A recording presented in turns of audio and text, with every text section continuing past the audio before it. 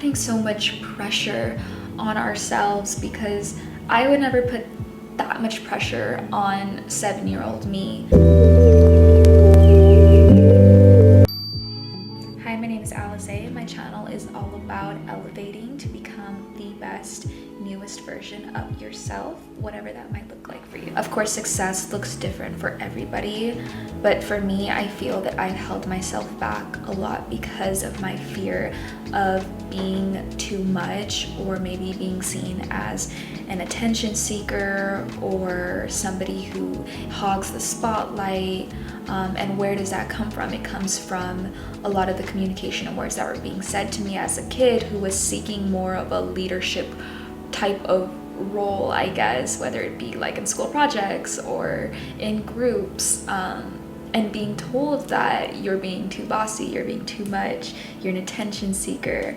And that held a lot of weight for somebody who was a kid, and led to a lot of things of me being super shy, maybe not going after things as much as an adult, or performing, I think, to my full capabilities as a singer, because I'm worried, do people think that I'm just doing too much? When I think I had to forgive myself a lot and forgive those people who told me those things a lot too, because I mean, kids say hurtful things, but I think it also comes a lot from what they were taught, whether it be in media or magazines that were read, or just from something else that another kid told them and that they picked up on and then transferred onto somebody else. You know, nobody is ever inherently bad and inherently says bad things. It just happens, and it has a large effect on us and how we may be approaching other things in life. Forgiving yourself, forgiving other people, and also just thinking, so what? So what if I do want to be the center of attention every now and then? There's nothing wrong with that. I think especially the narrative that gets pushed on young girls a lot, to be seen and not heard, definitely had an impact on me as well. At the end of the day, it's okay to be seen. If you struggle with this as well, I would say ask your friends, ask yourself, what are the positive traits about me that I really admire? And write them down. Ask your friends, what are some things that you really like about me? Don't be afraid to ask for those words of affirmation. Work towards that push and pull balance of realizing that you deserve to feel good about yourself. It's also helpful to really see yourself as your inner child. I have a couple of videos that I posted of me singing when I was really little, and I watched those today actually, and I remember deleting them at one point because I was so embarrassed, because I was so free and talkative and being myself, and I deleted them at one point, or like archived them, hid them from public viewing, because I was thinking, well, other people aren't going to like that I'm being myself, because that's been proven in my experiences at school with bullies, with people who just weren't nice, whatever.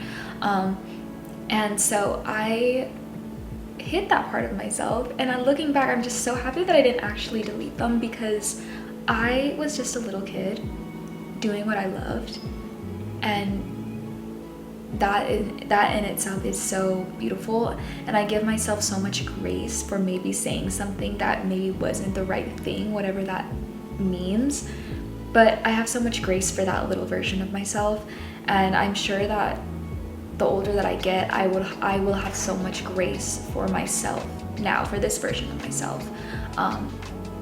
And so I think continuing to try to think of yourself as still that little girl, little boy, whatever, is really helpful. Putting so much pressure on ourselves, because I would never put that much pressure on 7-year-old me, because maybe you might not be where you want to be right now currently, but that 7-year-old version of you might be looking at all the things you've done in awe and thinking, wow, how did I do that? I didn't even think that that was ever possible for me. I did not ever imagine myself being there. Reminding yourself of that a couple years ago, you never would have thought that that was possible. Try it. Look at yourself as a child, as a younger version of you, or maybe just as somebody that you love, and would you talk to them the same way that you are talking to yourself currently. It allows you to talk to yourself in a different way. Overthinking, thinking, that was so dumb, why did you say that? You are not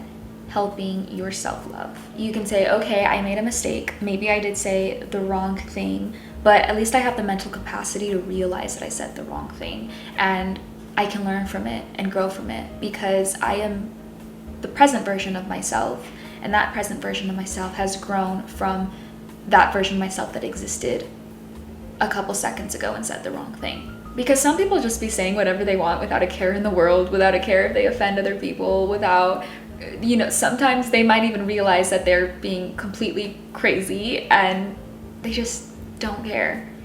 They're just effortlessly themselves, and if they offend somebody else along the way, so be it.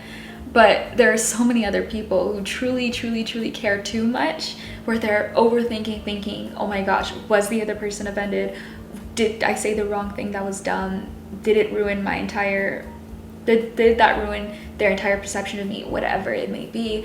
And just you thinking that in itself proves that everything is all right, because you are acknowledging ways in which you can grow, ways in which you do think about other people and consider other people. Just take life a lot less seriously. If a kid makes a mistake, they don't identify with that mistake. They just think, oh, okay, I won't do that again, I guess, or they probably will do it again.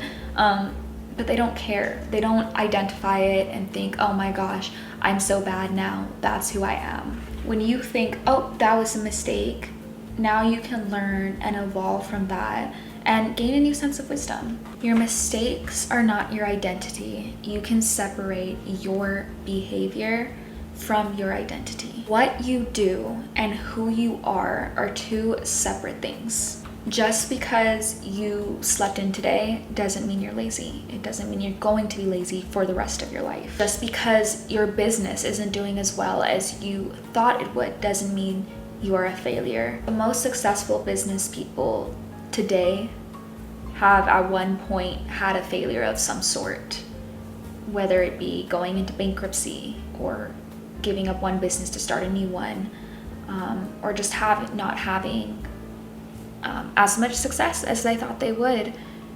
But they kept going, and they didn't let that moment of failure align with their identity and align with who they feel that they personally are. We suffer from the meaning that we assign to them. Two people can have the same exact event happen to them, and it just depends on how they interpret that event that will result in the following future path that they choose. So one person, this is the same event, one person can think, this is it, this is the end of my life, I am an awful person, I'm bad, I'm not good at anything, I'm going to give up. And that will lead to subsequent events and actions that will lead them down a path that isn't successful. Versus another person can take that same event as a learning experience, think, okay, this is something really bad that happened to me, but I'm not going to let it destroy me. I'm not going to let it be my identity. I'm not going to let it impact my future. And instead, I'm going to just do the best that I can and choose this path and choose actions that will best support me, even though this bad thing happened to me. So this person says, I'm bad, I will never change, and they get smaller.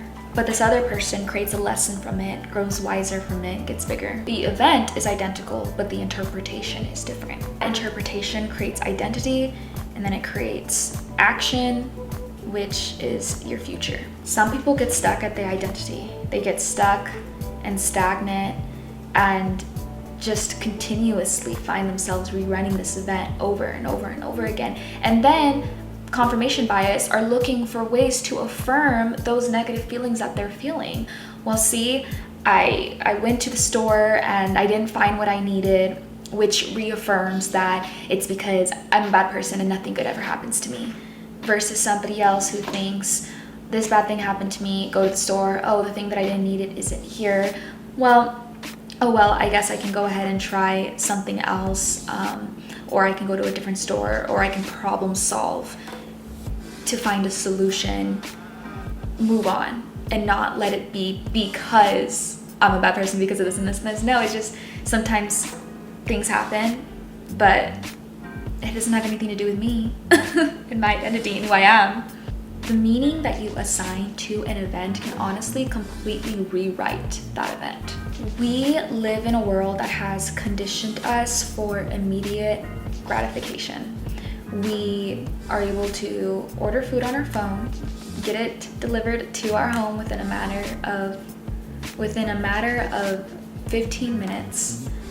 If we want attention, we can post a picture on Instagram and immediately get some likes, which affirms that, okay, I guess I'm still pretty.